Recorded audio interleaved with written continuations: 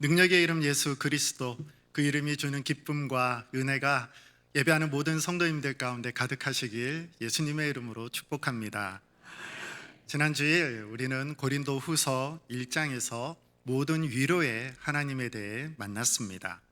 하나님은 모든 환난 가운데서 우리를 위로하시고 또 우리가 받은 그 위로로 다른 사람들을 위로하게 하시는 분입니다. 위로받은 사람이 위로하는 사람이 됩니다. 오늘 말씀은 이 받은 위로를 넘어서서 이제 치유와 회복의 공동체로 한 걸음 더 나아갑니다. 우리 주변에는 스스로 예수님 앞에 나올 수 없는 어려움 가운데 있는 힘조차 내기 어려운 사람들이 있습니다. 오랜 병을 안고 있는 사람, 깊은 상처를 입은 사람, 끝이 보이지 않는 절망 속에서 나를 도와줄 수 있는 사람 아무도 없다고 그렇게 느끼는 사람입니다. 몸만 아픈 사람이 아닙니다. 마음이 무너져 내린 사람, 살아갈 의욕조차 잃어버린 사람들이 교회 안팎에 있습니다. 때로는 나는 너무 지쳐서 기도할 힘조차 없습니다. 아무도 내 사정을 모르는 것 같아 이 예배의 자리 교회 안에 있는데도 외로움을 느낍니다. 이런 고백하는 사람도 우리 중에 있을 수 있습니다. 이러한 때에 그 고백 가운데 우리 교회는 어떻게 함께 나아갈 수 있을까요? 어떠한 말로 대답해 줄 수 있겠습니까? 지난 한 주간 교회 안에 작은 북적거림이 있었습니다. 새로 만든 교회 카페 이름 성도님들의 투표로 정했습니다. 다들 참여하셨죠? 네, 감사합니다. 결과를 궁금해 하실 텐데요. 주부에는 이미 나와 있습니다. 카페 동산이 126표, 은혜의 숲이 117표, 하늘 정원이 19표를 얻어서 최종적으로 교회 카페 이름은 카페 동산이 되었습니다. 이번 투표에 우리 성도님들께서 262명이나 참여해 주셨습니다. 얼마 전에 있었던 70주년 축하 메시지에 이어서 이번 카페 이름을 정하는 일까지 우리 모든 성도님들이 한 마음을 모아 함께 해주시는 모습이 얼마나 아름답고 좋았는지 모릅니다. 이 투표를 보면서 참 감사했던 것은 조금 느리더라도 이렇게 우리가 함께 할 수 있는 것이 얼마나 참 좋은가 하는 것이었습니다. 내 형편과 처지가 어떠하든지 누구나 소외되지 않고 작은 일에서부터 큰 일에까지 우리가 함께 할 수 있다는 것, 우리가 마음을 함께 모을 수 있다는 것, 그렇게 함께 해나갈 때 우리 공동체 안에서 비로소 예수님 안에서 한 마음 한 뜻이 될 수 있다 생각합니다. 서로 부족함이 있고 연약함이 있더라도 기다려주고 이해해주고 그 짐을 같이 나누어 질 때 그 함께함을 통해서 처음에 말씀드렸던 그 질문 가운데 위로와 회복과 치유가 새롭게 시작할 수 있다, 그렇게 저는 믿습니다. 오늘 본문의 내용이 바로 이것과 관련된 이야기입니다. 스스로 움직일 수 없었던 한 사람과 그 사람을 곁에서 끝까지 지키며 함께 들 것을 들었던 네 사람의 이야기입니다. 이 말씀은 우리 영주 동산교회가 앞으로 어떠한 공동체로 나아가야 될지를 보여주는 말씀이기도 합니다. 예수님이 가버나움으로 들어오셨다는 소식이 퍼지자 그 집의 사람들로 가득 찼습니다. 문 앞에조차 사람이 들어차 있어서 어떻게 사람 한 명 비집고 들어가기도 어려운 상황이었습니다. 그날 예수님이 계신 곳은 치유를 위한 자리가 아니라 말씀을 듣는 자리였습니다. 오늘 본문 2절 말씀입니다. 많은 사람이 모여서 문 앞까지도 들어설 자리가 없게 되었는데 예수께서 그들에게 도를 말씀하시더니, 예수님은 모여든 사람들에게 도를, 하나님의 말씀을 선포하고 계셨습니다. 그 말씀이 선포되는 그 자리 한복판에 한 생명이 내려옵니다. 그리고 말씀이 선포되는 자리에서 이 한 영혼이 치유되고 회복되는 역사가 나타났습니다. 치유하는 공동체는 먼저 사람을 봅니다. 오늘 본문 3절과 4절 말씀입니다. 사람들이 한 중풍병자를 네 사람에게 메워가지고 예수께로 올세, 무리들 때문에 예수께 데려갈 수 없으므로 그 계신 곳에 지붕을 뜯어 구멍을 내고 중풍병자가 누운 상을 달아내리니. 오늘 이 말씀을 한번 상상해 보시기를 바랍니다. 우리 성도님들이 그 자리에 딱 있습니다. 주의 깊게 예수님의 말씀을 듣고 있는 그러한 상황이었습니다. 집안은 사람들로 가득 찼지만 모두 다 집중해서 놀라운 예수님의 말씀을 듣고 있는 그 현장 가운데 우리가 있습니다. 예수님의 말씀을 전하시는데 갑자기 머리 위 천장에서 부스럭부스럭거리는 소리가 납니다. 사람들이 무슨 일인가 싶어서 천장을 쳐다봅니다. 먼지와 흙가루가 몇 사람 머리 위로 떨어지기 시작합니다. 그러다 지붕에 균열이 생기더니 손 하나가 쑥 나옵니다. 이어서 또 다른 손이 그렇게 나오더니 8개의 손이 부지런히 천장을 뜯어내기 시작합니다. 그러다가 곧 한 사람이 누운 채로 내려갈 만한 구멍이 천장에 뚫렸습니다. 위에서 내려다보는 4개의 얼굴이 보입니다. 그리고 침상에 4 모퉁이가 줄이 묶인 채 한 중풍병자가 그 침상에 매달려 예수님 앞에 조심스럽게 내려오는 장면을 모든 사람들이 보게 되었습니다. 어떻게 이런 일이 일어날 수 있었을까요? 이 당시 가버나움의 서민 가옥 지붕은 나무 들보 위에 나뭇가지와 갈대를 얹고 진흙을 발라서 다져진 평평한 구조였습니다. 그리고 집 바깥 계단으로 지붕까지 쉽게 올라갈 수 있었습니다. 그래서 지붕을 뜯는 것이 어렵기는 해도 구조적으로는 가능했습니다. 그러나 가능하다는 것과 진짜 실제로 지붕을 뜯는 것은 전혀 다른 문제이죠. 그것은 남의 집을 부수는 일이었습니다. 집주인의 항의가 있었을 것이고 아래에서 쏟아지는 사람들의 시선이 있었을 것이며 그리고 떨어지는 흙먼지들이 날렸을 것입니다. 무엇보다 말씀을 전하는 것을 방해받는 예수님까지 정말 이 모든 상황들을 이 4사람은 감수해야 했습니다. 왜 그랬을까요? 그들의 마음에는 이 사람이, 이 누워있는 중풍병자가 예수님을 만나야 한다라는 그 마음이 아주 강렬했기 때문입니다. 이 생각밖에 그들에게는 없었습니다. 이 본문에 사용된 동사들을 살펴보면 메고, 뜯고, 구멍을 내고 달아내렸습니다. 예수님께 나아가고자 하는 이들의 믿음은 단순히 머릿속의 생각으로만 그치지 않았습니다. 어깨를 짓누르고 있는 침상의 무게를 견뎌내야 했고 지붕을 파헤치며 손에 흙먼지를 묻혀야 했습니다. 방법이 없다, 도저히 어떻게 예수님께 갈 수가 없다라며 돌아서지 않고 이 한 사람을 위해서 지붕이라도 뜯어내었습니다. 이 4사람은 자신의 어깨와 시간과 체면을 내어놓고 이 한 사람이 예수님께로 나아갈 수 있는 그러한 공간을 만들어 냈습니다. 한 사람을 예수님께로 데려오는 데는 이처럼 수고가 필요합니다. 아무런 수고도 없이 손가락 하나만 까딱해서 내가 다른 사람의 원하는 것을 다 채워줄 수 있고 도와줄 수만 있다면 누구나 다 쉽게 할 수가 있겠죠. 그러나 한 영혼을 회복의 자리 가운데로 예수님께로 데려오는 것은 결코 쉽지가 않습니다. 쉽고 편한 길은 없습니다. 때로는 한 끼 식사를 걸러야 할 수도 있습니다. 잠을 줄여야 할 수도 있습니다. 하루치 품삯 일당을 포기해야 할 수도 있고 돈이 들 수 있고 체면이 깎일 수도 있습니다. 그러나 이 모든 것보다 이 영혼이 중요하다, 그 마음을 품은 사람은, 대가를 치를 준비가 되어 있는 사람은 누구나 한 사람을 예수님께로 데려갈 수 있는 통로의 역할을 할 수가 있습니다. 치유하는 공동체는 바로 이러한 사람들, 이 마음으로부터 시작이 됩니다. 병든 한 사람을 위해서 기꺼이 불편을 감수하고 방법이 없다는 말 대신 창의적으로 길을 찾고 더 큰 수고를 기꺼이 감당하는 사람들, 이것이 치유하는 공동체의 첫 번째 모습입니다. 어느 한 해변가에 거대한 폭풍이 지나갔습니다.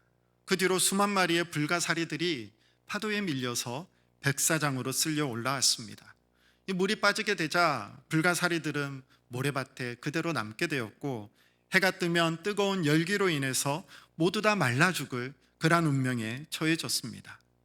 이른 아침에 한 사람이 해변을 걸으며 이 불가사리들을 보고 하나씩 하나씩 주워서 바다로 던져 주었습니다.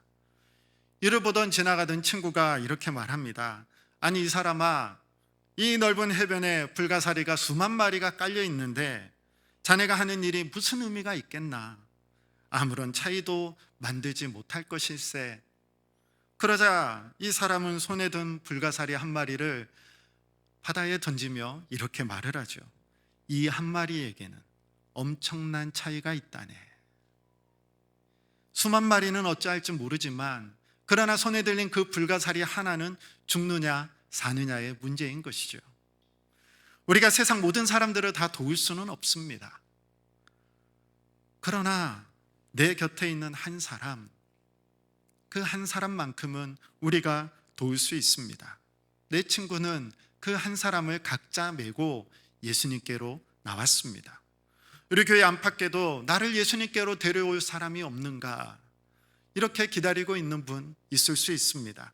그 한 사람을, 그 마음을 먼저 볼 수 있는 눈이 저와 여러분에게 있기를 원합니다. 그들이 그 마음을 가지고 이 사람을 메어서 예수님께 나와 지붕을 뚫어서 달려내렸을 때 예수님께서는 무엇을 보셨을까요? 오늘 5절에 놀라운 말씀을 합니다. 5절 말씀입니다. 예수께서 그들의 믿음을 보시고 중풍병자에게 이르시되 작은 자야, 내 죄가 사함을 받았느니라 하시니. 예수님은 공동체의 믿음을 보셨습니다. 예수님은 중풍병자 이 한 사람의 믿음을 보고 말씀하시지를 않았습니다. 그를 메고 온 사람들의 믿음, 그 공동체의 믿음을 예수님께서는 보고 말씀하십니다. 어쩌면 이미 중풍병자 그 본인은 자포자기했을지도 모릅니다. 이 병상에서의 생활이 오래되면서 나는 안 돼, 더 이상 가망이 없어, 이 말만 되풀이했을지도 모릅니다. 그런데 예수님께서는 그를 둘러싼 이 네 사람의 믿음을 보시고, 그들의 믿음을 보시고 은혜를 베풀어 주셨습니다. 성경에는 이 네 사람의 이름이 무엇인지 기록이 되어 있지는 않죠. 그런데 미국의 한 설교자가 이들에게 상상으로 이름을 붙여 주었습니다. 저도 말씀을 준비하면서 이 내용이 너무나 마음에 들어서 함께 소개를 하고자 합니다. 들것에는 네 모퉁이가 있었죠. 그리고 네 모퉁이마다 한 사람이 필요하였습니다. 그래서 이 네 사람, 모퉁이마다 있는 한 사람에게 이렇게 이름을 붙였습니다. 첫 번째 모퉁이는 긍휼입니다. 그는 이 병자를 진심으로 아끼고 아파하였습니다. 긍휼이라는 단어는 본래 함께 고통을 받다, 그 사람의 처지가 되어준다라는 뜻이 있습니다. 이 사람의 긍휼이야말로, 이 병든 사람을 향한 긍휼이야말로 예수님께로 나아가게 하는 원동력이 되었습니다. 두 번째 모퉁이는 확신입니다. 확신. 반드시 될 수 있다. 이 한 귀퉁이를 든 확신은 반드시 될 수 있다라는 믿음으로 예수님 앞에 나아갔습니다. 세상은 언제나 우리에게 말합니다. 불가능해, 할 수 없어, 도대체 그게 무슨 의미가 있겠어, 시간 낭비일 뿐이야, 너무나 어려운 일이야 라고 사람들은 말할 수 있죠. 그러나 예수님 앞에는 불가능한 일이 없습니다. 우리 주님은 생명의 주인 되시고 죽은 자조차 살리시는 하나님이십니다. 그렇기 때문에 이 믿음의 확신을 가지고 한 모퉁이를 들고 예수님께로 나아갔습니다. 세 번째 모퉁이는 용기입니다. 남의 집 지붕을 뜯는 것, 용기가 필요한 일이죠. 구경거리가 될 각오, 저 사람 미친 거 아니야? 사람들의 손가락질을 받을 수 있는 그러한 모든 비난을 감수할 수 있는 용기가 있었습니다.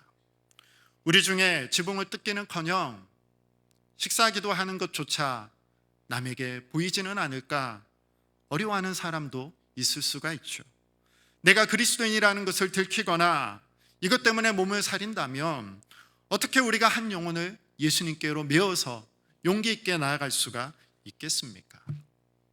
예수님이 내 생명을 구원하셨고 나의 모든 것이 되어셨다는 그 믿음을 가진 사람은 용기 있게 또 다른 사람을 예수님께로 들고 나아갈 수 있는 통로가 되는 것이죠.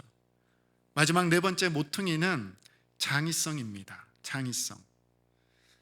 문으로 못 들어갈 수밖에 없는 상황이었죠. 방법이 없습니다. 그래서 나온 생각이 무엇인가요? 지붕으로 올라가자. 창의성을 갖고 개발한 생각으로 문제를 해결해 나갔습니다. 제가 자녀들을 위해서, 다음 세대를 위해서 기도할 때 늘 축복하면서 기도하는 한마디가 바로 하나님이 주시는 창의력입니다. 우리의 다음 세대, 우리의 자녀들이 세상 사람들과, 세상의 자녀들과 구별되어야 될 것이 하나 있다면 다른 무엇보다 하나님께서 부어주시는 상상력과 창의력이 우리의 자녀들에게, 우리 다음 세대에 있기를 간절히 원합니다. 기발한 생각이 있었다. 어떻게 시작되었을까요? 사랑했기 때문이죠. 사랑하면 길이 보입니다. 사랑은 반드시 방법을 찾아냅니다. 그 가운데 창의성을 가지고 길을 새롭게 열 수가 있었습니다. 긍휼과 확신과 용기와 창의성, 이 네 가지가 들 것에 내 모퉁이를 들었습니다. 셋으로는 들기가 어렵죠. 네 명이 함께 들고 붙잡아야 안정적으로 들 것을 옮길 수가 있습니다. 우리 교회에도 이 네 모퉁이가 다 필요합니다.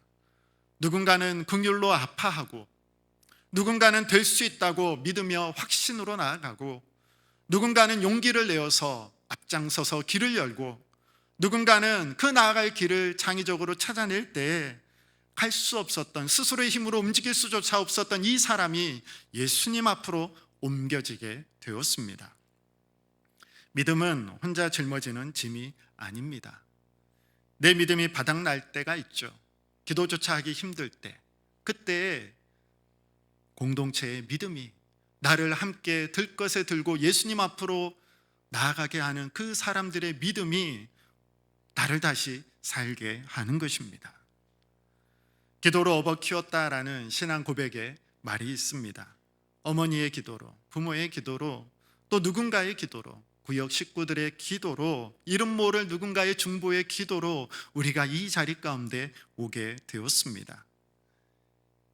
공동체의 믿음, 함께하는 사람들의 믿음을 보시고 예수님께서 은혜를 베푸시며 말씀하십니다. 예수님은 이 사람을 작은 자야 이렇게 부르시죠. 이건 아버지가 아이를 부르는 다정한 말로 얘야 이렇게 부르는 말입니다. 오랫동안 들려다니면서 이 사람들의 동정과 멸시에 익숙해진 이 사람에게 예수님께서 따뜻하게 말을 건네십니다. 그리고 예수님은 내 죄 사함을 받았느니라 말씀하시죠. 예수님은 그의 굳은 다리보다 먼저 그의 죄로 인해 짓눌린 그 사람의 영혼의 깊은 곳을 보셨습니다. 오랜 병상에서 그를 가장 무겁게 짓누른 것은 어쩌면 그의 이러한 생각이었을지도 모릅니다. 내가 무슨 죄를 지어서 이렇게 되었을까? 하나님도 나를 버리신 것은 아닐까? 나는 이제 아무런 쓸모도 없는, 그저 빨리 죽어야 될 그러한 사람이구나. 예수님은 이 사람의 가장 마음 깊은 곳까지 바라보시며 그 영혼을 만져주셨습니다. 야고보서 5장 16절 말씀입니다. 너희 죄를 서로 고백하며 병이 낫기를 위하여 서로 기도하라. 의인의 간구는 역사하는 힘이 큼이니라. 아멘. 이 죄의 고백과 그리고 치유에 관한 말씀이 이 한 절 안에 같이 들어있는 것을 볼 수 있습니다. 몸의 아픔 너머로 갖고 있는 죄책감, 외로움, 그리고 영혼의 무기력함까지 예수님께서는 함께 붙들고 그 사람을 향해 내 죄가 사함을 받았다 말씀해 주셨습니다. 이 공동체, 우리 공동체 또한 한 사람 한 사람의 겉에 보이는 부족한 부분뿐만이 아니라 그 마음 깊은 곳에 있는 죄악과 슬픔과 모든 눈물과 아픔까지도 함께 지며 치유의 근원 되시는 예수 그리스도, 우리 주님께로 메어서 가는 자들이 바로 치유하는 공동체의 모습입니다. 이 사람에게 정말 필요한 것은 물론 지금 일어서는 것도, 다시 걷게 되는 것도 중요하지만 결국에는 이 땅 가운데 죽을 수밖에 없는 한 사람에 불과합니다.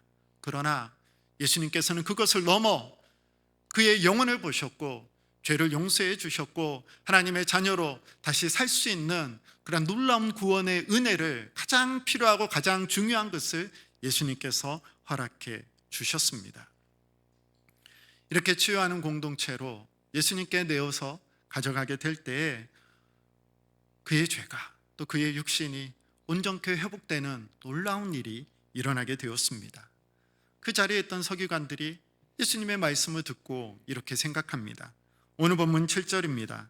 이 사람이 어찌 이렇게 말하는가? 신성모독이로다. 오직 하나님 한 분 외에는 누가 능히 죄를 사하겠느냐. 이 서기관들의 생각은 정확합니다. 맞죠? 죄를 사하는 것은 오직 하나님의 권세입니다. 이사야 43장 25절 말씀에서 하나님 이렇게 말씀하십니다.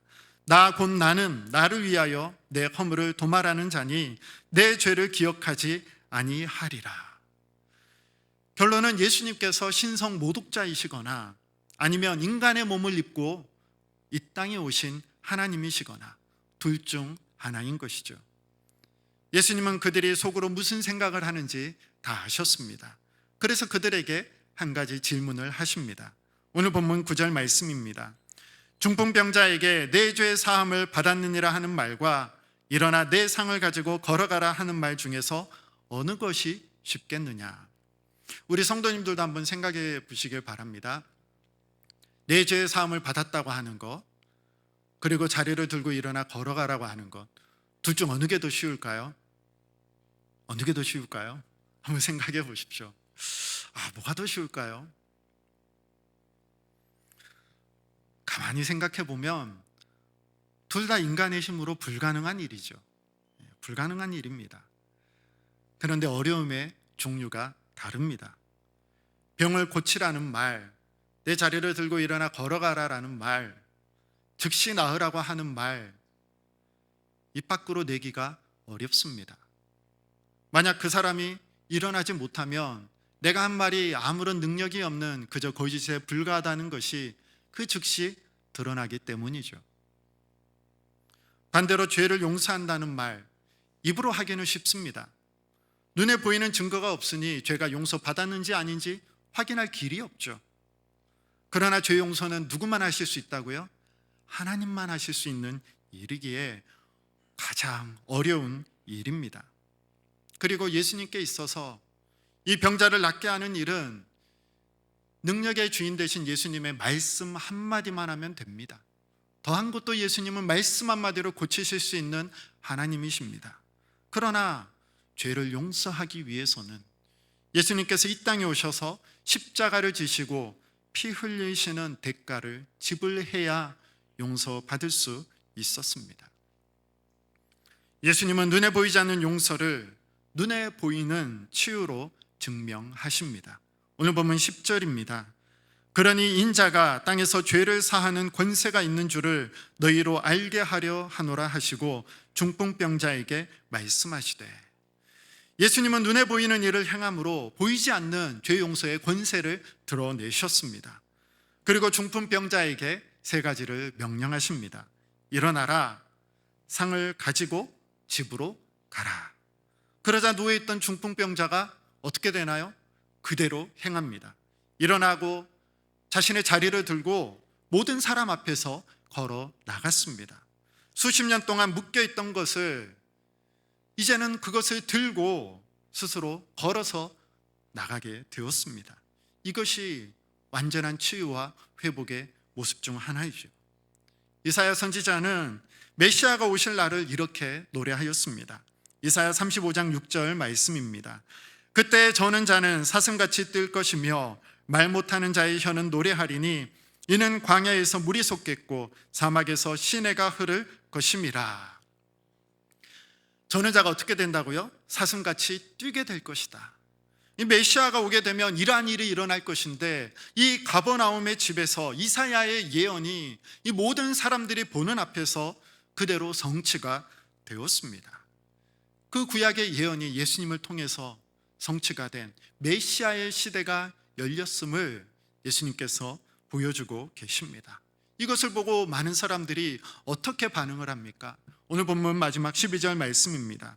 그들이 다 놀라 하나님께 영광을 돌리며 이르되 우리가 이런 일을 도무지 보지 못하였다 하더라. 여기서 놀라라는 단어는 그냥 가볍게 감탄하는 정도가 아닙니다. 제정신이 아닐 정도로 큰 충격을 받았다라는 그러한 뜻입니다. 평생 회당을 다녔던 사람들, 그리고 율법을 줄줄 외웠던 서기관들조차 그 눈앞에 일어나는 일을 보고 이런 일은 도무지 본 적이 없다라고 고백할 수밖에 없었습니다. 한 사람의 치유가 공동체의 놀라운 고백이 되었습니다.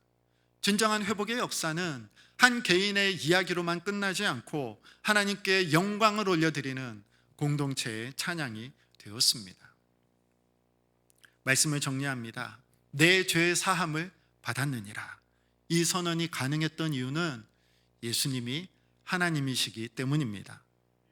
본문의 중풍병자처럼 우리 역시 죄와 허물로 인해 마비되어서 우리 힘으로는 도저히 하나님 앞에 나아갈 수 없는 영적인 중풍병자들이었습니다. 절망의 자리에 누워서 천장만 바라볼 수밖에 없었던 것이 우리의 모습입니다. 그래서 하나님이신 예수님께서 친히 하늘 지붕을 뚫고 우리의 삶 가운데로 내려오셨습니다. 영광스러운 보좌를 버리고 낮고 천한 이 땅 가운데 말씀이 육신이 되어 내려오신 성육신 사건이야말로 예수님께서 우리를 위해 하늘 지붕을 뚫으신 사건입니다. 그리고 예수님이 우리를 위해서 십자가에 못 박혀 온몸이 찢기셨습니다. 예수님이 우리가 져야 될 모든 무거운 짐과 죄의 저주를 예수님께서 친히 담당하시고 어깨로 메어 우리를 하나님께로 인도해 주셨습니다. 마태복음 8장 17절 말씀입니다. 우리의 연약한 것을 친히 담당하시고 병을 짊어지셨도다. 이 복음의 말씀이 오늘 우리를 살린 줄 믿습니다. 혹시 내가 바로 그 들것 위의 중풍병자처럼 몸의 질병이든 마음의 상처이든 죄책감으로 인한 낙심이든 마비된 채 누워있다 느끼신 분 계십니까? 오늘 부활하신 예수님께서 우리의 이름을 다정하게 부르시며 먼저 말씀하십니다. 얘야, 낙심하지 말아라. 내 죄가 사함을 받았다. 내가 너를 고칠 것이다. 일어나 내 자리를 들고 걸어가라. 나의 자격이 아니라 나를 여기까지 메고 온 누군가의 기도와 그리고 십자가에서 다 이루신 그 예수님의 보혈의 피가 오늘 우리를 이 은혜의 자리 가운데 있게 하였습니다. 치유하는 공동체는 먼저 우리를 짊어지신 예수님의 그 놀라운 사랑에서 시작되는 공동체입니다.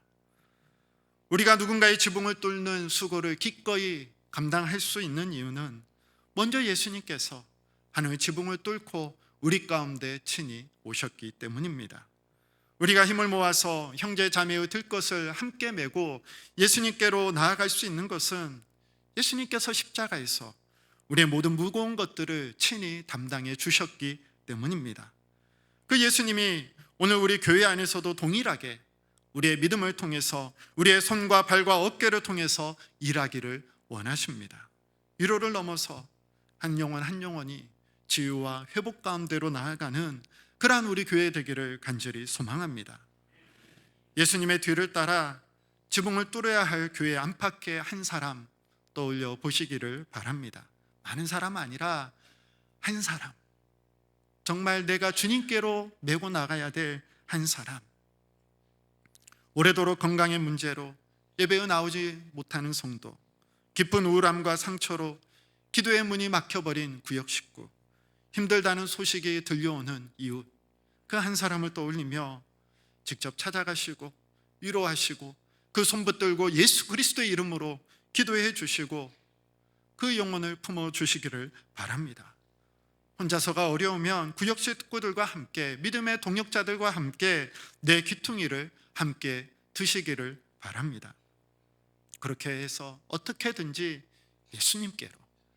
예수님께로 인도해 나아가는, 그래서 예수님을 만나 치유와 회복의 역사를 경험하는 그러한 일들이 우리를 통해 아름답게 이루어지기를 소망합니다. 이렇게 성도님들이 들 것을 들고 앞장서서 가실 때에 저희 목회자들도 뒤에서 기도로 받치며 함께 나아가도록 하겠습니다. 성도님들이 영혼을 품고 한 사람 한 사람 들고 예수님께로 나아갈 때에 저희 목회자들은 성도님들을 위해서 끊임없이 중보하며 기도하도록 하겠습니다.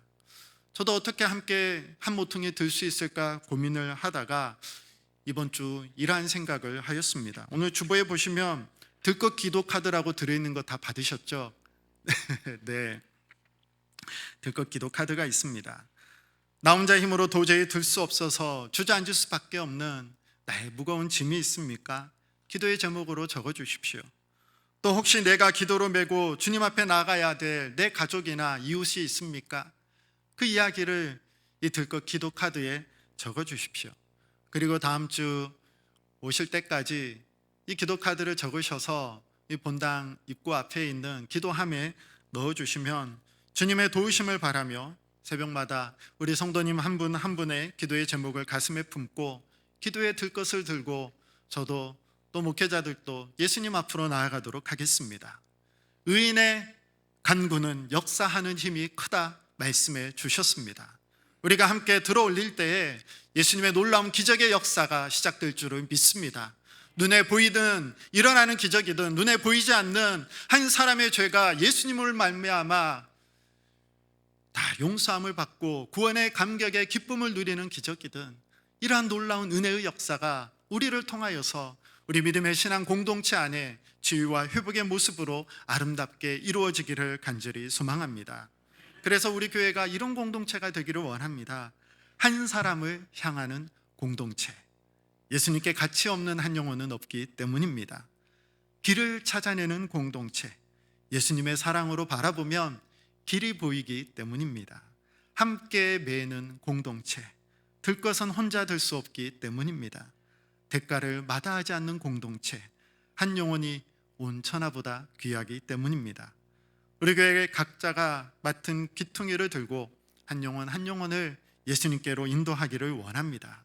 그래서 예수님으로 인해서 죄 용서의 기쁨과 참 자유를 누리는 교회, 우리가 이러한 치유와 회복의 역사를 우리 평생에 도무지 보지 못하였다라는 그러한 놀라운 기적의 일들을 우리가 경험하며 하나님께 찬양하며 영광을 올려드리는 우리 영조 동산교회 되기를 간절히 소망합니다.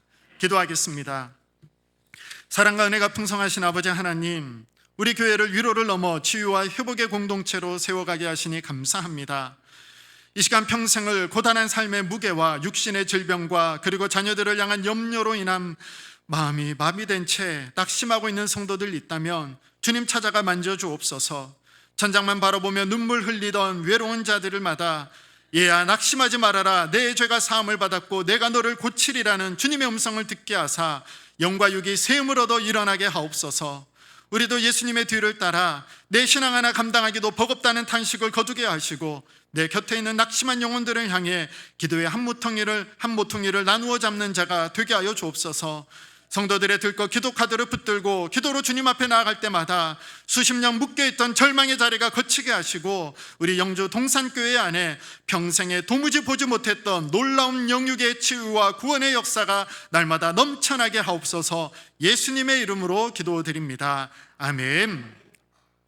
교회 소식을 안내해 드리겠습니다.